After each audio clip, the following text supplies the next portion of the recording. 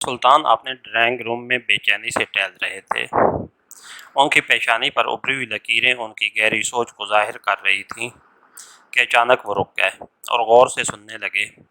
ان کے کانوں میں باہر کا رکنے کی آواز سنائی دی اور پھر چند لمحوں بعد انہوں نے اطمینان کا سانس لیا، کیونکہ دروازے سے عمران داخل ہو رہا تھا۔ عمران سر سلطان کو دیکھ کر ایسے آنکھیں جھپک رہا تھا جیسے انہیں پہلی بار دیکھا ہو اور پہچاننے کی کوشش کر رہا ہو۔ سر سلطان ایک لمحے کے لیے عمران کی طرف خالی خالی نظروں سے دیکھتے رہے، پھر جیسے وہ چونک پڑے۔ بیٹھو، سر سلطان نے صوفے کی طرف اشارہ کرتے ہوئے کہا اور پھر خود بھی کرسی پر بیٹھ گئے۔ عمران نے جب سر سلطان کو اس قدر پریشان دیکھا تو اس نے شرارت کا مزید پروگرام فی الحال ملتوی کر دینے کا فیصلہ کیا اور آرام سے صوفے پر بیٹھ گیا۔ سر سلطان آنکھیں بند کیے کچھ سوچنے لگے۔ وہ اپنے خیالوں میں کافی حد تک گم تھے۔ عمران نے بھی ایک لمحے کے لیے غور سے سر سلطان کی طرف دیکھا اور پھر صوفے کی پشت سے ٹیک لگا کر آنکھیں بند کر دیں۔ سر سلطان کافی دیر تک آنکھیں بند کیے سوچتے رہے، پھر ان کے چہرے پر سکون سا چھا گیا، جیسے انہوں نے کوئی فیصلہ کر لیا ہو۔ انہوں نے آنکھیں کھولیں اور سیدھے ہو کر بیٹھ گئے، لیکن پھر عمران کی طرف دیکھ کر چونک پڑے، کیونکہ عمران آنکھیں بند کیے سو رہا تھا اور اس پریشانی کے باوجود سر سلطان کے لبوں پر مسکراہٹ دوڑ گئی۔ عمران بیٹے، سر سلطان نے آہستہ سے کہا اور عمران یوں ہڑبڑا کر اٹھ بیٹھا جیسے گھر میں چور گھس آنے کا شور سن کر مالک مکان اٹھ بیٹھتا ہے۔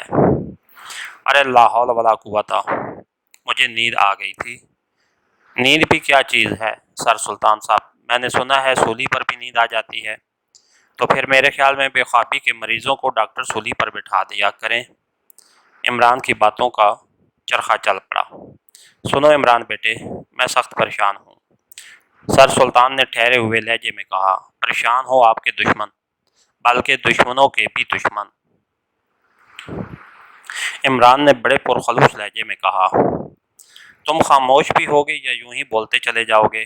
سر سلطان نے کہا تو عمران نے اس طرح سختی سے منہ بند کر دیا جیسے اس نے نہ بولنے کا عزم کر دیا ہو۔ عمران، تمہیں معلوم ہے ہمارا ملک تباہی کے دہانے پر کھڑا ہے۔ تم محسوس بھی نہیں کر سکتے کہ اس وقت اعلیٰ افسروں کی کیا حشر ہو رہا ہے۔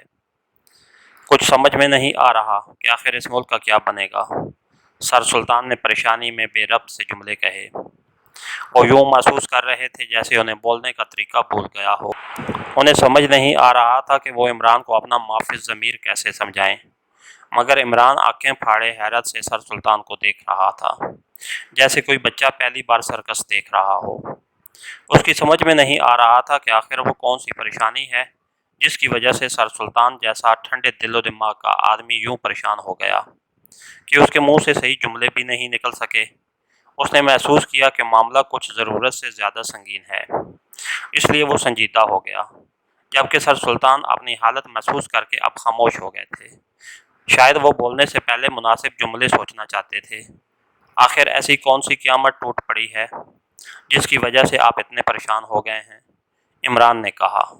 اس کے لہجے میں بے پناہ سنجیدگی تھی۔ عمران بیٹے، کیا بتاؤں، ملک کا ایک انتہائی قیمتی راز چوری ہو گیا ہے۔ تمہیں معلوم ہے ہمسایہ ملک سے آج کل ہماری سرحدی جھڑپیں جاری ہیں۔ ہمارے ہمسایہ ملک کی شروع سے یہ خواہش رہی ہے کہ وہ کسی طرح ہمارے ملک کو ختم کر کے اپنے ملک میں شامل کر لے۔ اس خواہش کے پیش نظر اس نے بے پناہ جنگی تیاریاں کر رکھی ہیں، لیکن خدا کے فضل و کرم سے ہماری فورس بے حد چوکنی اور تربیت یافتہ ہے، اس لیے انہوں نے آج تک براہ راست حملہ کرنے کی جرات نہیں کی، لیکن آج کل ان کی تقریروں اور بیانات سے محسوس ہو رہا ہے جیسے وہ عنقریب حملہ کرنے والے ہیں اور انہیں کسی خاص پیغام یا ہدایت کا انتظار ہے۔ ہم اب تک نہیں سمجھ سکے تھے کہ انہیں کس چیز کا انتظار ہے، لیکن آج سب کچھ ہم پر عیاں ہو گیا۔ ہمارے ملک کا سب سے قیمتی راز، جس میں ہمارے ملک میں بحری، بری اور ہوائی فوجوں کے اڈوں کی تفصیلات، ہمسایہ ملک کی طرف سے ممکنہ حملے کے جواب میں ہمارا دفاعی نظام، فوجوں اور اسلحہ کی تعداد کے متعلق تمام تفصیلات درج ہیں، کل رات غائب ہو گیا ہے۔ اب فوری طور پر یہ سب نظام تبدیل نہیں کیا جا سکتا، اور اگر یہ راز ہمسایہ ملک تک پہنچ گیا تو پھر ہمارے ملک کا خدا حافظ ہے، ہم یوں کچل دیے جائیں گے جیسے چمٹی پیر تلے کچلی جاتی ہے۔ اس لیے میرے دماغ میں دھماکے ہو رہے ہیں۔ میں سوچ رہا ہوں کہ اب کیا ہوگا۔ सर सुल्तान ने जब बोलना शुरू किया तो फिर बोलते ही चले गए और इमरान आंखें फाड़े हैरत से सर सुल्तान को देख रहा था। उसके कानों में सीटियां बज रही थीं। वाकई सर सुल्तान का कहना बजा था। अगर वो राज हमसाया मुल्क तक पहुंच गया तो उसका नतीजा बेहद भयानक होगा। इमरान बेटे, जिस तरह भी मुमकिन हो वो राज हमसाया मुल्क तक पहुंचने से पहले हमें वापस मिल जाए। ये तुम्हारा काम है। यूं समझ लो 10 करोड़ अफराद की ज़िंदगी और मौत तुम्हारे हाथ में है। अगर वो राज हमें मिल गया तो 10 करोड़ अफराद जिंदा बच जाएंगे, वरना सर सुल्तान ने कहा और फिर खामोश होकर अपने होंठ काटने लगे। मगर आपने ये तो बताया नहीं कि वो राज कौन सी फाइल में है और कैसे चोरी हुआ है, कहाँ से चोरी हुआ और चोरी का कब पता चला? इमरान ने तेज़ी से कहा। अरे हाँ, वाकई ये तो मैंने तुम्हें बताया ही नहीं। वाकई मेरा दिमाग माफ हो गया था।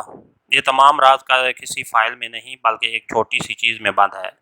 पिछले साल एक इंतहाई खुफिया मीटिंग में सदर ममलिकत और वज़ीर ख़ारजा ने तजवीज़ पेश की थी कि इस किस्म के राज किसी फ़ाइल में होने की बजाय किसी और तरकीब से रखे जाएं, क्योंकि फ़ाइलों की चोरी आजकल आम हो गई है। इसलिए फ़ौजी माहिरीन ने इन तमाम राजों को इस तरह एक कोड में डाला था कि बज़ाहिर वो किसी मुँह चढ़ाते बंदर की तस्वीर मालूम होती थी, लेकिन दरअसल सर सुल्तान ने कहा तो इमरान बंदर की तस्वीर के अल्फाज सुनकर यूं उछल पड़ा जैसे उसे किसी बिच्छू ने काट लिया हो। उसकी नज़रों में कुछ देर पहले की तस्वीर घूम गई, जो अजीब व गरीब तरीके से इस तक पहुंची थी। हो सकता है ये वही तस्वीर हो जो गलती से उस तक पहुंच गई थी। अभी कुछ देर पहले वो उसे मेज़ पर रख कर आया था। वो इस तस्वीर पर गौर कर रहा था कि सर सुल्तान का फ़ोन आया और वो तस्वीर वहीं रख कर यहाँ चला आया। क्या इस तस्वीर में मौजूद बंदर के नज़र आने वाले दांतों के बाईं तरफ एक दांत गायब है?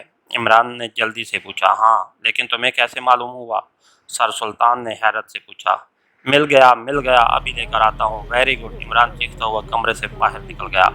अरे सुनो, क्या बात है, मेरी बात तो सुनो, सर सुल्तान ने चीखते हुए कहा, लेकिन इमरान किसी जिन भूत की तरह गायब हो चुका था। इसके साथ ही हमारे आज के पार्ट 2 का इख्तिताम हुआ।